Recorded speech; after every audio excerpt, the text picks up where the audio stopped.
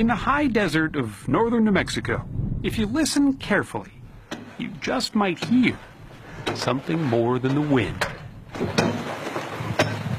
It's the underground sound of a man obsessed.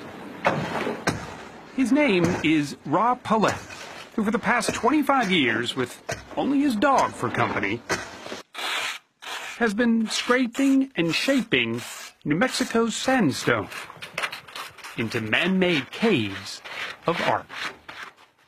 Do you think you're obsessed with cave digging? Would you call a child being obsessed with play? You wouldn't use that word obsessed. You know, when you're doing something you love and are drawn to it, you want to do it all the time. So this is sort of the cave staircase, huh?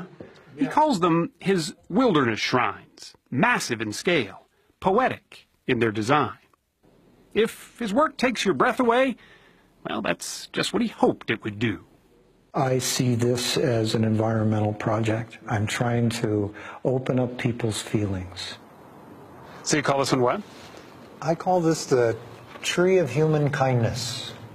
This small opening pales in comparison to the cavern he's dug inside. How long did this take? Close to 900 hours. 900 hours? Yeah. You wanted, though, the sense of sort of being enveloped by a tree. Yes. He sees himself as a magician, playing with space, both big and small, who creates what he calls the cave effect.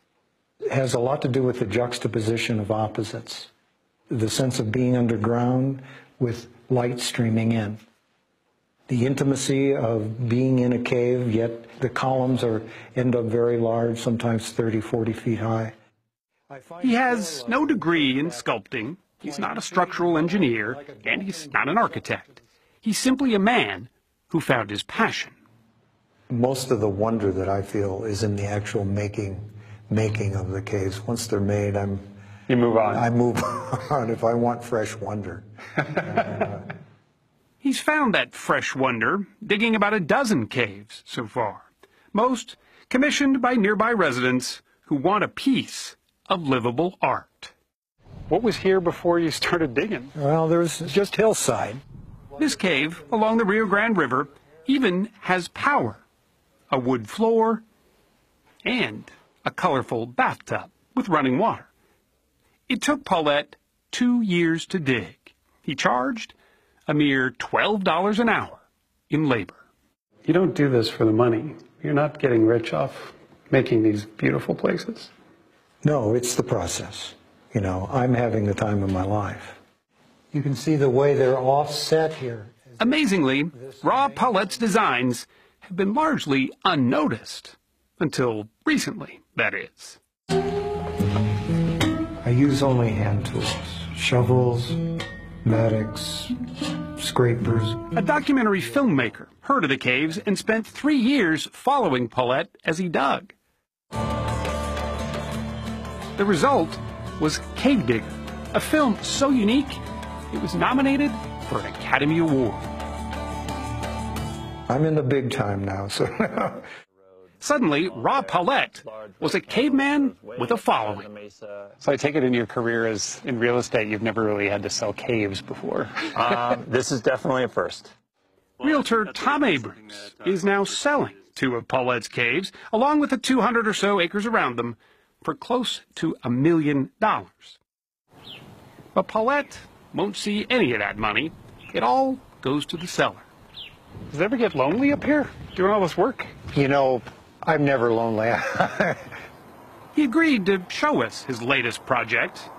This is the largest thing I've ever done. He calls it his magnum opus. I'm taking all the things that I've learned in all the other caves over the years and finally getting an opportunity to experiment with gilding the lily. His plan is not only to just carve, but paint these sandstone walls, creating what he hopes will be a healing retreat, a community gathering place, complete with a waterfall. Half this room is going to be a pool. Oh my God. And they'll be seating around the bottom. At 67, he'll be well into his 70s before he shares this cave with the world. He hopes those who come here will find in its solitude what Ra Palet already has, a sense of peace and purpose.